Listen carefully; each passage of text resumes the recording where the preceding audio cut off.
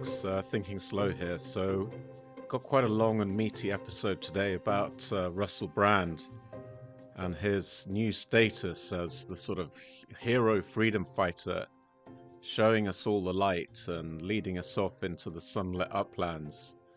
We're going to look at how realistic that image really is, and is it based on any facts? So the first thing to look at really is just a simple snapshot.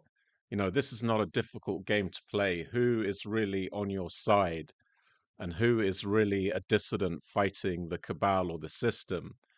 On one side, you got Professor Bhakti, who spent all of really 2020 and 2021 providing as many people as possible warnings about X. All the warnings he provided turned out to be valid. And he also wrote to the regulator saying, you guys will be on the hook if anything goes wrong with this thing, X.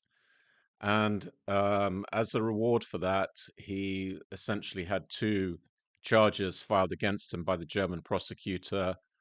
Although he was found not guilty, I think they're still trying to pursue those claims against him. And as far as I know, he earned absolutely nothing from that tremendous amount of work and setting up doctors for COVID ethics. Now, on the other side is the sort of approved hero who everyone's chasing after, the freedom fighter. Russell Brand did essentially nothing in 2020 and 2021 to warn people about X. He took no tangible steps to oppose any kind of coercion over X. And in one key video in December 2020, he just repeated 95% effective and no safety concerns. That was his position. As a result, he's a hero. He's earning millions from social media income, and he's grown his audience on YouTube and Rumble despite this deep state attack, which is something that we're going to look at quite closely.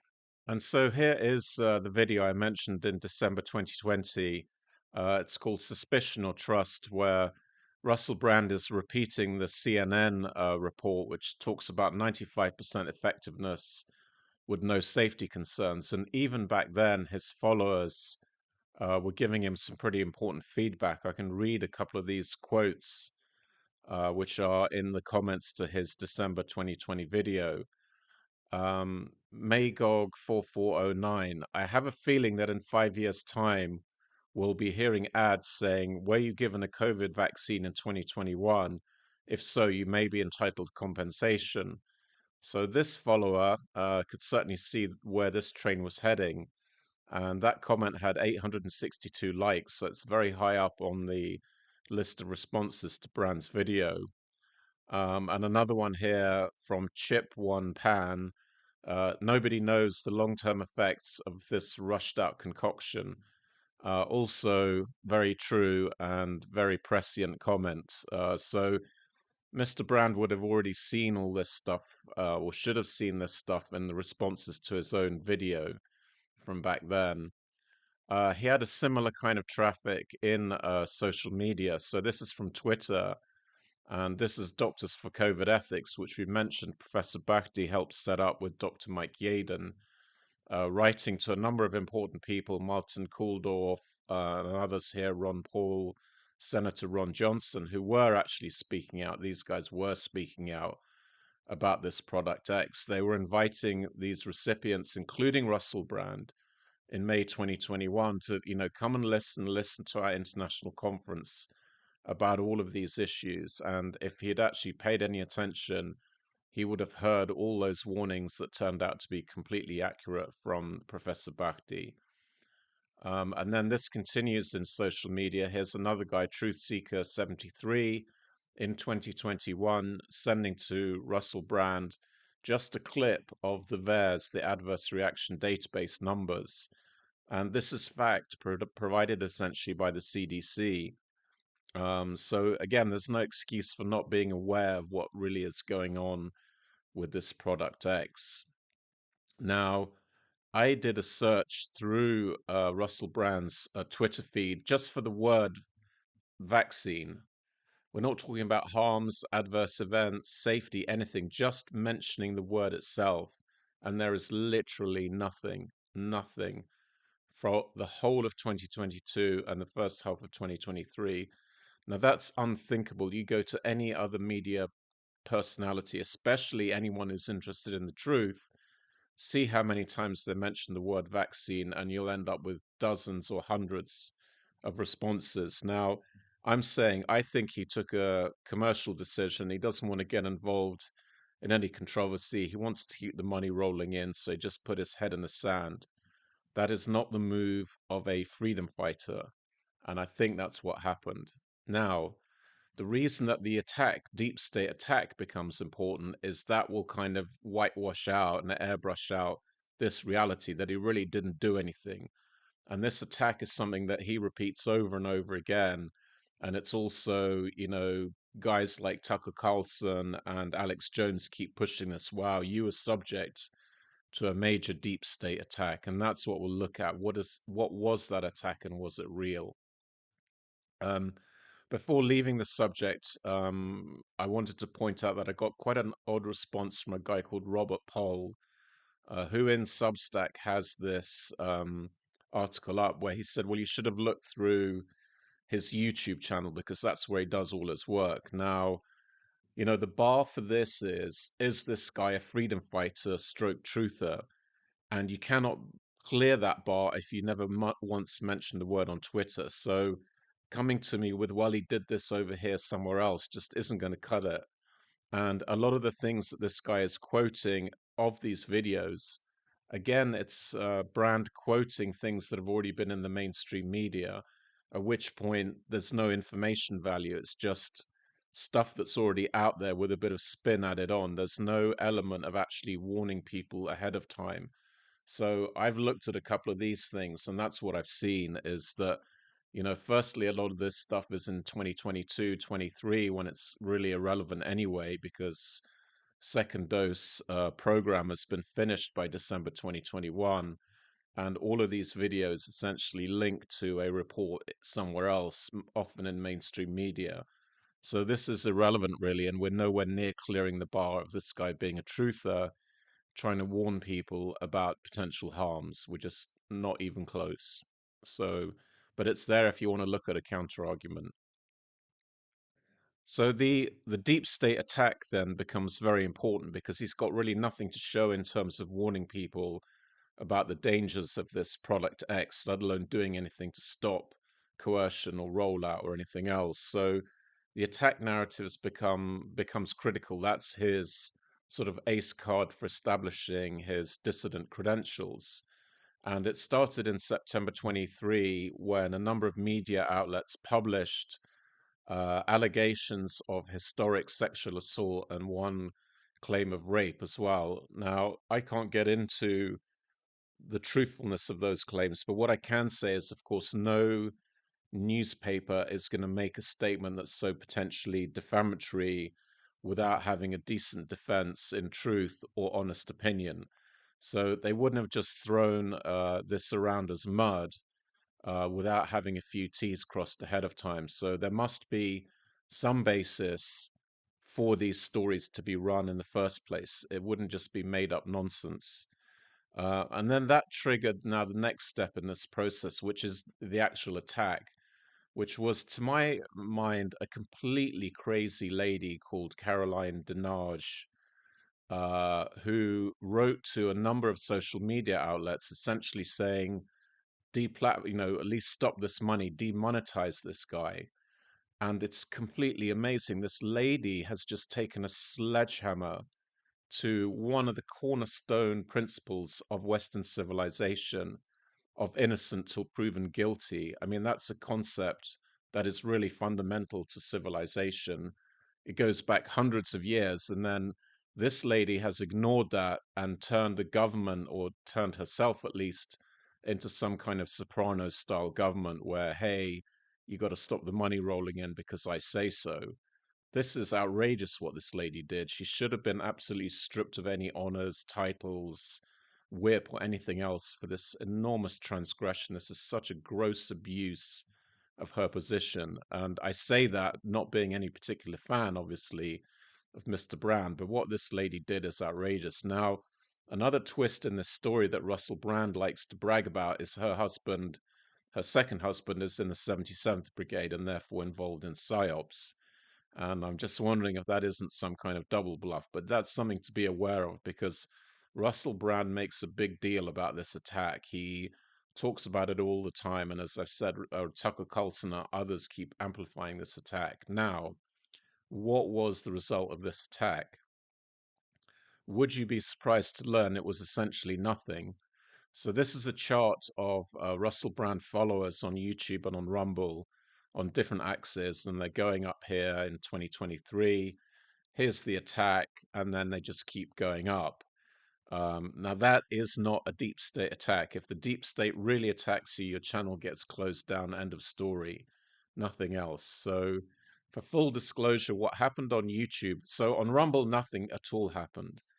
On YouTube, they did demonetize the channel round about October 2023, but they let him keep promoting monetization on locals.com. So he was able to massively grow his membership on locals, which would have, to my calculations, more than compensated for any demonetization on YouTube. He would have been actually financially better off at the end of 2023 than he was in September when this attack happened.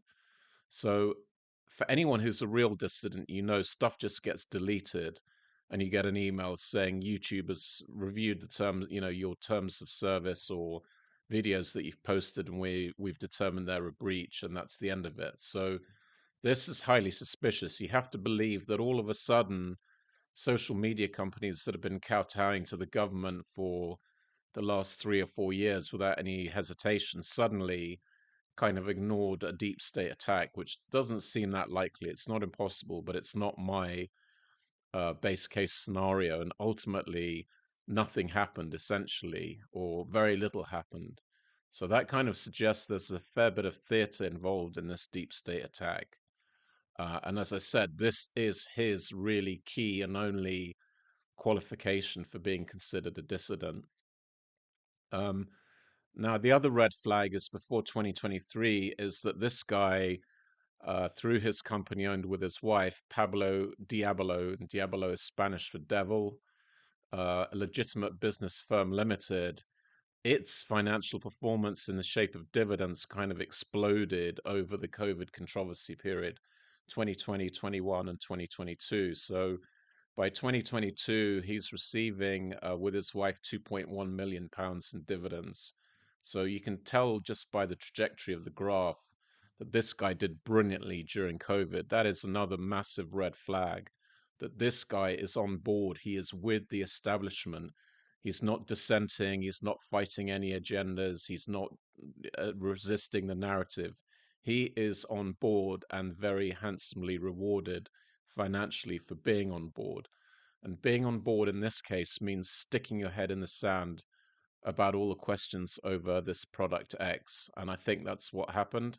And that chart kind of shows that. Um, Now, the last part about Mr. Brand's image as a truther, freedom fighter, purveyor of light is, what is his sort of moral character? And I'm not going to go through too much of that because a guy called Alistair Williams has done that on YouTube. And he's put this video up there, and I think he's done a brilliant job. And it's also hysterically funny, which is kind of a strange combination. So I'm just going to refer you to that. But I will focus only on one thing, which is the children's book that he wrote, which is the Pied Piper book. And I think you can see from this photo that Russell Brand obviously kind of closely identifies himself with the Pied Piper. And the story in a nutshell is that the Pied Piper went into a town and he removed all the rats by playing the pipe, and the rats ran away from the town and followed him. Then the townsfolk reneged on their bargain with the Pied Piper and didn't pay him. So, as punishment, the Pied Piper came back, played his pipe, and stole all the children who followed the Pied Piper away. So it's quite a dark story, and I'm just going to play you just a minute or so of Russell Brand reading a section of his own book. In his constant attendance were a pair of Ratty Twins, Gianna and Paul, who were both his wives. In anarcho-egalitarian rat collectives, polygamy, more than one wife, is common. It's not as common for one of the wives to be male, but these rats were real badasses. So even within that minute, you can hear that for a children's book, Russell Brand is introducing children to incest because the two wives are related, they're twins. Transgenderism because one of the wives is actually a man, and polygamy, so having multiple wives. Really weird stuff and not something you should be pushing onto children, in my humble opinion. Now, this for me is another massive black mark on this guy, and the idea of him being some kind of truther leading, a shining light to truth is just beyond ridiculous, actually, in my view. But that's what I think. Now, a lot of people will say, well, that was all then and this is now, and he's a reformed character, settled down, etc., etc. But one part of the country image, which is quite interesting, is his dog runs around killing things, and it killed this wallaby in 2021, but it didn't get to kill the baby, which is the Joey. Now, in an absolutely amazing Darvo situation, which is a reversal of the victim and the offender, the press are actually saying we should thank Russell Brand for this because he stopped the dog killing both the mother and the baby, so he stopped the baby being killed. And we actually need to feel sorry for him because he's so upset by this whole incident. It's a complete inversion of the truth, and people should actually be furious that his dog runs around killing things. Those are the facts. All this reverse psychology on Darvo is completely mind-bending. But that's just something to bear in mind with this new gentrified image. How true is that even, to be honest? Um, Now, the other thing about being a dissident and an opponent of the system is you need to define what the system or the cabal or the cult is. And I defined this quite a long time ago, but I've just found this quite recently from Danny Kruger, which I think is a pretty decent definition as well. So I'm going to read it. He's credible, whereas I'm a conspiracy theorist, so his version's going to carry a lot more credibility than mine would. We have overseen the radicalization of a generation in the name of a new ideology, a new religion, a mix of Marxism and Narcissism and paganism, self worship and nature worship, all wrapped up in revolution. Now, I think he's right. That is basically the religion of the cult or the cabal. And then ask yourself, is Russell Brand a servant or a member of that cabal, or is he fighting to oppose the cabal?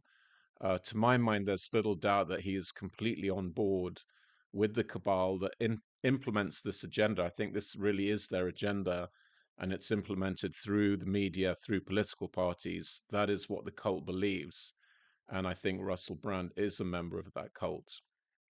So if people actually really stuck to this pretty simple approach of don't judge a man by his words, judge him through his actions, none of this kind of video would be necessary because people would go back through the actions of Russell Brand. They would see credible claims of sexual assault and rape, and they would see that he's already confessed to sex addiction, drug addiction. Then you've got the pushing these crazy concepts onto children of polygamy, incest, etc., etc. And then you've got the whole piece in the Alistair Williams video, the occult symbolism, 33 tattoos, and whoever knows what else is in there. So it's actually, for me, unthinkable that if you sort of sit down, put a cold towel on your head, you could even for 1 second think that Russell Brand is a good guy to be leading you to truth and freedom. There are literally, I think, in the UK, probably millions of people so much better qualified to lead you somewhere good than this guy. I very much doubt this guy is leading you anywhere good. And if he's leading you anywhere, it's probably going to be bad based on his history. And that was really the main message from this video. And let me have your comments below also. And also to keep these videos going, we don't have a political agenda. We get quite people on the left and the right get annoyed with us. We don't believe in left or right. We're trying to pursue some kind of truth. And once you get into left or right, you're always twisting the truth or airbrushing things out or believing things and discounting realities. So we're not left and right, and we don't push any products or corporate interests or really any other interests. We're guided by truth, which means that you get to step on a lot of toes, and a lot of people don't like hearing the truth. But the only way we can keep doing this is if we have our patrons who we interact with a lot through the Patreon channel on board with us. It's not possible otherwise. Otherwise, we'll have to shut the operation down. So if you want to keep this material coming out, please go to patreon.com/thinking slow, choose a level and get involved. And we have a lot of good interactions on that space. And also through Substack. We started a Substack now, thinkingcoalition.substack.com. Also, a lot of good and interesting interactions that also feed into our own perception of the work. You know, we do not have all the answers. We've got a few of the answers because we spent more time researching these issues, but we also listen to both Patreons and Substack subscribers, and that those comments feed in to our own understanding of what's going on in the world. So thank you very much. And as I always say, do not stay safe, but stay free. And if you notice, stay free is something that this guy has nicked off us as well, because we started that right at the beginning of the COVID insanity in 2020, when we were kind of on our own before all these Johnny-come-latelys jumped on. So anyway, thank you very much. Bye.